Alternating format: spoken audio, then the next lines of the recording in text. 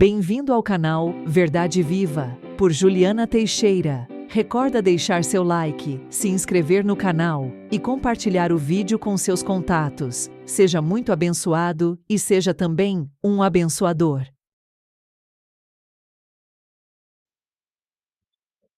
Você já parou para pensar na mudança de nome de Abrão e Sarai na Bíblia? Deus mudou seus nomes para Abraão e Sara, e isso não foi só uma troca de nomes qualquer. Tem algo muito importante nisso. Quando Deus mudou o nome de Abrão para Abraão e de Sarai para Sara, ele adicionou em seus nomes a letra H, Re no hebraico. Esse H é parte do tetagrama sagrado. O tetagrama sagrado refere-se ao nome de Deus em hebraico, representado pelas 4 letras Yod, He, Vav, He. Este nome é considerado extremamente sagrado na tradição judaica. A ideia de que cada letra do tetagrama representa uma parte ou aspecto de Deus é uma interpretação estudada desde muito tempo e aplicada por muitos rabinos. Cada letra do alfabeto hebraico é vista como carregando significados profundos e simbólicos, e o tetagrama não é uma exceção. Assim, cada letra do nome sagrado tem seu próprio significado e simbolismo, mas juntas formam uma representação completa da unidade e da plenitude de Deus.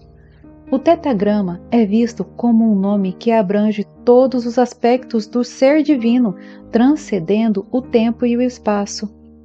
A letra Re, portanto, pode ser interpretada em algumas tradições como representando o Espírito Santo ou a presença de Deus no mundo. Isso reflete a crença na presença contínua e ativa de Deus na criação e na vida dos fiéis. Na Bíblia, a letra Re é ligada ao sopro ou Espírito de Deus. Lembra lá em Gênesis, quando Deus criou Adão e soprou o fôlego de vida nele. Esse sopro é o Espírito de vida, o poder da vida que nos dá a vida. No Antigo Testamento, o Espírito é frequentemente identificado como sopro. A palavra hebraica ruach significa espírito, sopro ou vento. Este termo é usado em várias passagens do Antigo Testamento para se referir ao Espírito de Deus. Então, quando Deus mudou o nome Abrão, em hebraico é Abram, para Abraam, ele adicionou o Re. É como se ele estivesse imprimindo em Abrão o seu Espírito Santo, dando uma nova identidade e missão. Abram significa pai exaltado, mas Abraham significa pai de uma multidão. E Sarai, que significa minha princesa, virou Sarar, que é princesa ou nobre. Basicamente, Deus estava dizendo: agora vocês têm o meu espírito e minha presença para cumprir tudo o que eu lhes disser. Com a adição do Re, eles ganham não só novos nomes, mas uma nova missão e um novo poder espiritual. Eles estavam sendo transformados de dentro para fora. É como se a presença do Espírito Santo estivesse dando a eles a força e a capacidade de se tornarem os ancestrais de uma grande nação, cumprindo o plano de Deus. Então, essa mudança de nome não é só um detalhe qualquer, é uma mudança profunda e significativa. A presença do Espírito Santo fez toda a diferença na vida e na missão deles. E pensar nisso dá uma nova dimensão a essas histórias, mostrando o quanto Deus estava envolvido e ativo em suas vidas. É Deus Pai, o dono do nome sagrado, que pode realizar essa mudança. Ele muda a vida das pessoas por meio do envio de uma própria parte de si, de sua presença, de seu Espírito Santo. Jesus é o próprio Deus. Ele, primeiramente, andou entre os judeus e afirmou ser Deus, como os judeus entendiam quem era Deus. Jesus disse: antes que Abraão existisse, eu sou, em João 8,58.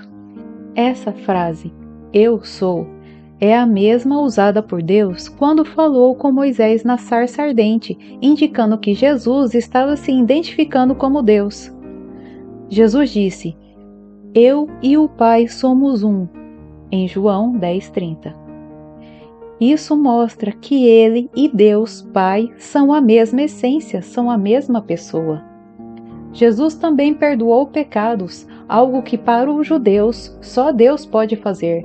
Quando ele fez isso, os líderes religiosos o acusaram de blasfêmia, porque entenderam que ele estava se colocando no lugar de Deus. Os judeus entenderam que Jesus estava dizendo que ele era Deus. Ele falou no idioma deles, da mesma maneira que eles falavam. Alguns o adoraram, outros o acusaram de blasfêmia e procuraram matá-lo por isso. Quando Tomé, um dos discípulos, viu Jesus ressuscitado, chamou-o de meu Senhor e meu Deus, em João 20:28, declarando que por fim acreditou que Jesus é realmente Deus. E Jesus, nosso Deus, prometeu enviar seu Espírito Santo em diversas ocasiões, especialmente registradas nos Evangelhos e no livro de Atos. O cumprimento dessa promessa está registrado no livro de Atos dos Apóstolos, acontecendo por primeira vez no dia de Pentecostes, em Atos 2, versículos 1 ao 4. No dia de Pentecostes, todos estavam reunidos em um lugar. De repente, veio do céu um som como de um vento muito forte e encheu toda a casa onde estavam assentados. Línguas como de fogo apareceram e pousaram sobre cada um deles. Todos ficaram cheios do Espírito Santo e começaram a falar em outras línguas conforme o Espírito os capacitava.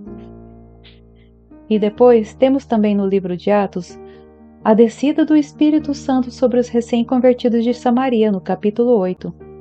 Também o Espírito Santo sendo enviado por Deus sobre a casa de um não-judeu, Cornélio, um centurião romano que aceitou a pregação sobre Jesus e se converteu, no capítulo 10.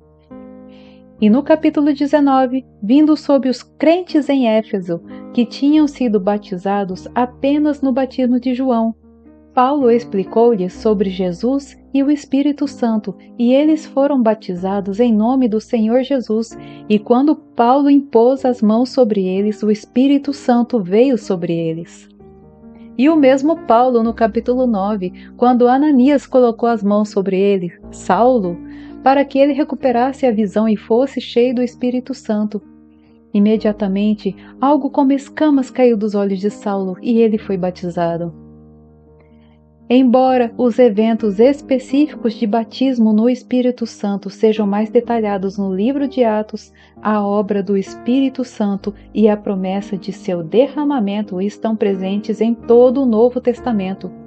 As cartas de Paulo, os Evangelhos e outras epístolas mencionam a presença e a obra do Espírito Santo de maneiras que complementam os relatos de Atos, mostrando que o Espírito Santo é essencial na vida de todos os cristãos. Mas não adianta só crer em Jesus. Não basta somente acreditar que Jesus, como ele mesmo disse, que ele é Deus.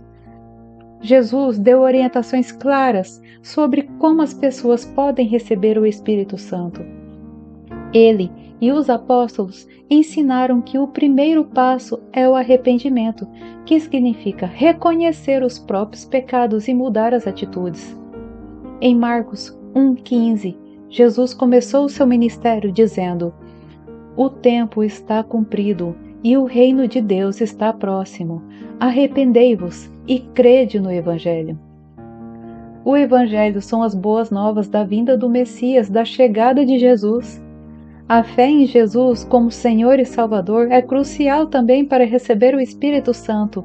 Em João 3,16, Jesus diz: "Porque Deus amou o mundo de tal maneira que deu o seu Filho unigênito, para que todo aquele que nele crê não pereça, mas tenha a vida eterna."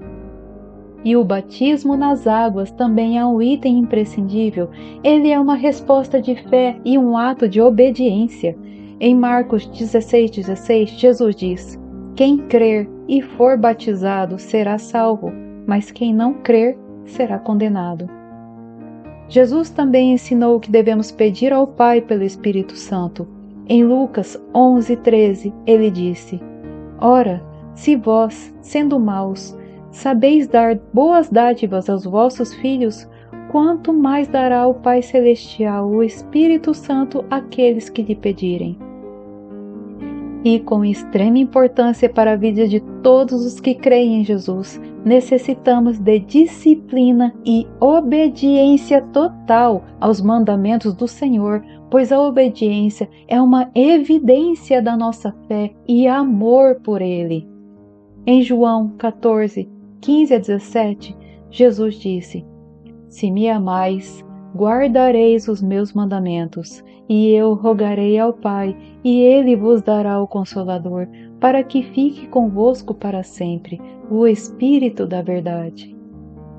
Sendo obedientes a Ele, Jesus envia o Espírito Santo a todos os que o desejarem de todo o coração, força e entendimento. Assim como a salvação, o recebimento do Espírito Santo é pela fé. Em Gálatas 3:2, Paulo pergunta: Recebestes o Espírito pelas obras ou pela pregação da fé? Sempre será pela fé, assim como ser salvo e ter a vida eterna é uma graça, um favor que jamais seríamos capazes de merecer por nossa própria ação ou por apenas boas obras. Deus anseia enviar seu Espírito Santo sobre todos os filhos, e filho de Deus é todo aquele que crê que Jesus é o Cristo, como está em 1 de João 5:1. O título Cristo vem do grego Christos, que traduz o hebraico Messias ou ungido. No Antigo Testamento, o Messias era profetizado como libertador e rei que Deus enviaria para salvar o seu povo. Crer que Jesus é o Cristo também significa reconhecer que Ele é a essência de Deus, ou seja, é o próprio Deus enviado para cumprir a missão de redenção.